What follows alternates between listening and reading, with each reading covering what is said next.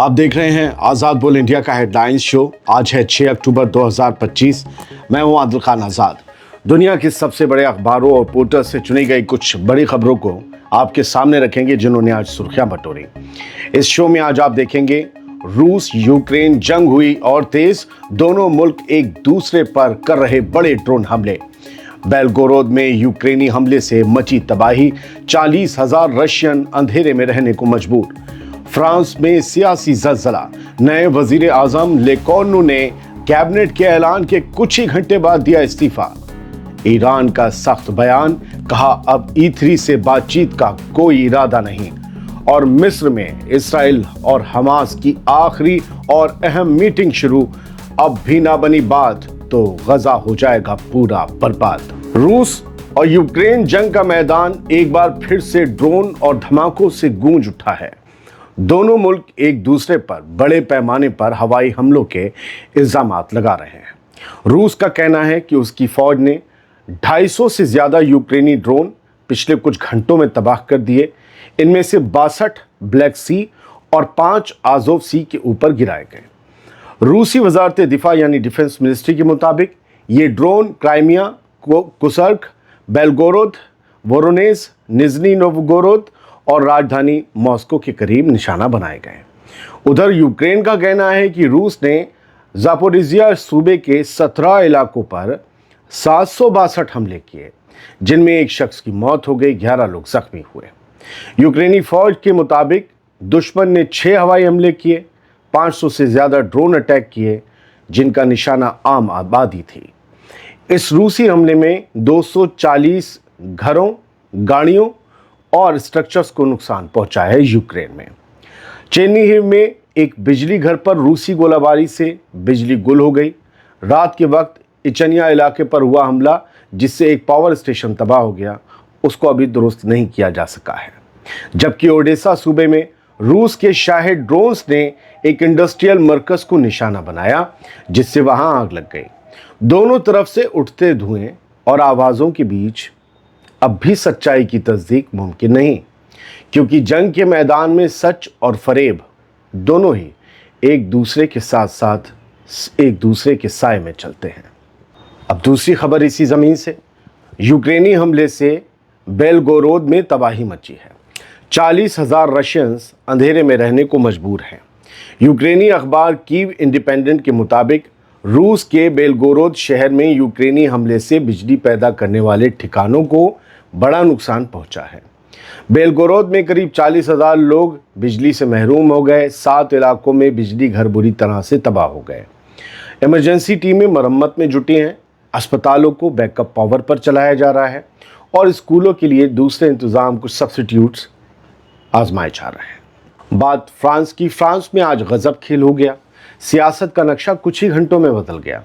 France के नए वजीर आज़म सेबेस्टियन लेकोर्नु ने कैबिनेट के ऐलान के कुछ ही घंटे बाद इस्तीफा दे दिया। सदर एमनुएल मैक्रों ने उनका इस्तीफा फौरन कबूल भी कर लिया और इस तरह फ्रांस की सियासी बेयकीनी यानी कि पॉलिटिकल अनसर्टिनिटी एक नए मोड़ पर पहुंच गई। असल में जो कैबिनेट लेकोर्नु ने बनाई थी, उसमें जो कुछ चेहरे थे, उसको लेकर बड़ा फजीता मचा और तभी उन्हें इस्तीफा देना पड़ गया। लेकोर्नु को सिर्फ एक ही महीना पहले प्राइम मिनिस्टर बनाया गया था, लेकिन वो कर्ज के बोझ और बिखरी हुई पार्लियामेंट के बीच बजट पास कराने में नाकाम रहे।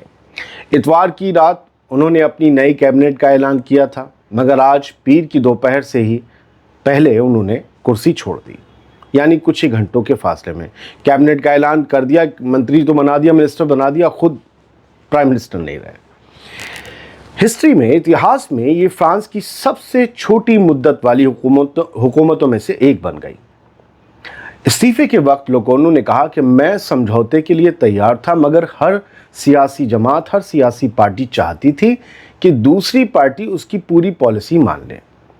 अब फ्रांस में सवाल ये है दोस्तों कि क्या एमनुएल मैक्रों एक और शख्स को कुर्सी पर बैठा पाएंगे पीएम की, या फिर पेरिस की सियासत एक नए तूफान की तरफ बढ़ रही है। अब ईरान की खबर ये लेते हैं, यहाँ से एक साफ साफ बयान आया है और कहा गया है कि E3 से बातचीत का अब कोई प्लान, कोई इरादा नहीं है। ईरान ने यूरोपीय तिकड़ी यानी E3 यानी ब्रिटेन, फ्रांस और जर्मनी से बातचीत की तमाम अटकलों को खारिज कर दिया सिरे से। ईरान की फॉरेन मिनिस्ट्री के स्पोक्स पर्सन इस्माइल बाकाई ने आज अपनी हफ्तावार प्रेस कॉन्फ्रेंस में, अपनी वीकली प्रेस कॉन्फ्रेंस में कहा कि इस वक्त हमारे पास बातचीत का कोई प्लान नहीं है। हमारा ध्यान इस बात पर है कि यूरोप के तीनों मुल्कों और अमेरिका की हालिया कार्रवाइयों के असरात और नतीजों की तफसील से जांच की जाए। बाकाई ने कहा कि हालांकि मशवरे का सिलसिला मुतवत्तर जारी है, कंटिन्यूस जारी है, लेकिन उसे कोई फैसला कुन बातचीत नहीं कहा जा सकता। ईरान का ये बयान उस वक्त आया है जब यूरोपीय यूनियन और अमेरिका ईरान के न्यूक्लियर प्रोग्राम और मिसाइल एक्टिविटीज़ को लेकर एक नया माहौल बना रहे हैं, कुछ नए कदम उठा रहे हैं।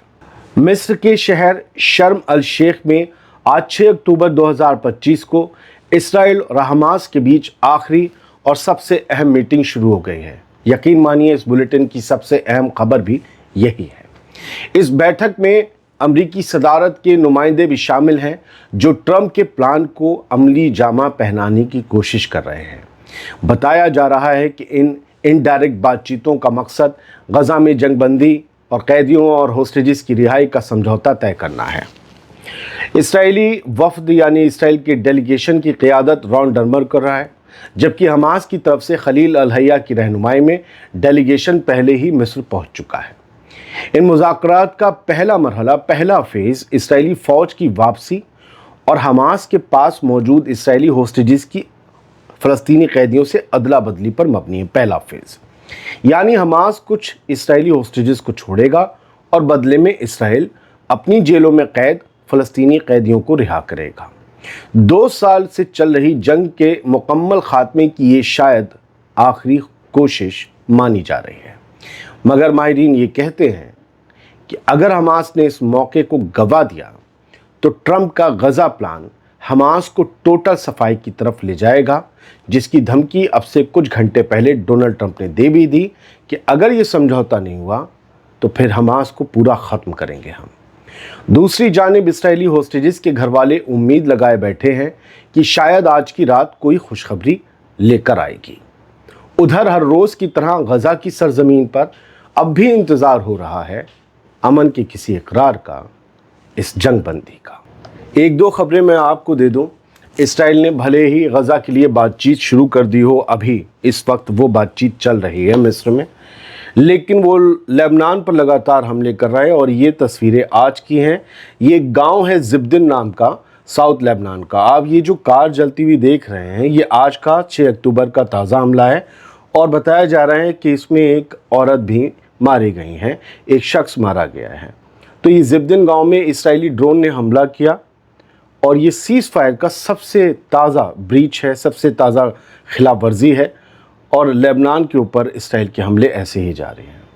अब उन औरत से क्या दुश्मनी थी IDF की, मुझे नहीं मालूम। अभी इन चीज़ों पर ख़बरें और तफसील से बननी बाकी हैं। इसराइल का वही कहना होता है कि हमने हिज़्बुल्लाह के लोगों को टारगेट किया है। एक बड़ी ख़बर मैं आपको दिए देता हूँ आखिर में। ग्रेटा थनबर्ग रिहा कर दी गई हैं इसराइली कैद से। उन्हें ग्रीस के लिए निकाल दिया गया है और ग्रेटा थनबर्ग जो हैं, बताया जा रहा है कि जो इसराइली नेवी के कस्टडी में थी, अब उन्हें ग्रीस पहुंचाया जाएगा और एक कोई चार्टर्ड प्लेन या फिर किसी और ज़रिए से उन्हें पहुंचाया जा रहा है, कोई और प्लेन के ज़रिए से। फ़िलहाल उनकी ये कुछ न्यूज़ नेटवर्क ने एक वीडियो जारी किया और उन्होंने बल्कि ग्लोबल समुद्र फ्लोटिला ने ये जारी किया उनके एक्स हैंडल से और कहा कि कथित तौर पर कहा जा रहा है कि ग्रेटा थनबर्ग इस बस में सवार हैं और ये जो बस है वो किज़ियोत प्रिजन जो है, किज़ियोत जेल है, वहाँ से चली है और ग्रेटा थनबर्ग को लेकर चली है और ये इलात एयरपोर्ट की तरफ जा रही है, जहाँ से ग्रीस की दारुल हुकूमत एथेंस में डिपोर्ट कर दिया जाएगा, उन्हें भेज दिया जाएगा ग्रेटा थनबर्ग को, और इसके बाद वो अपने मुल्क स्वीडन या कहीं भी जाना चाहेंगी तो वो चली जाएंगी। फ़िलहाल ये भी इल्ज़ामात लगे हैं इसराइली फ़ौज पर, पुलिस पर कि ग्रेटा थनबर्ग के साथ और बाकी लोगों के साथ बड़ा हैवानियत जैसा सलूक किया गया, उनको मारा पीटा गया, उन्हें गालियाँ दी गईं और उनसे इसराइली झंडा चूमने को कहा गया। कई चीज़ें हैं जो इस तरह की सामने आई है, उनकी कंफर्मेशन अभी फ़िलहाल मुश्किल है। बहुत बहुत शुक्रिया, सलामत रहिए, खुश रहिए।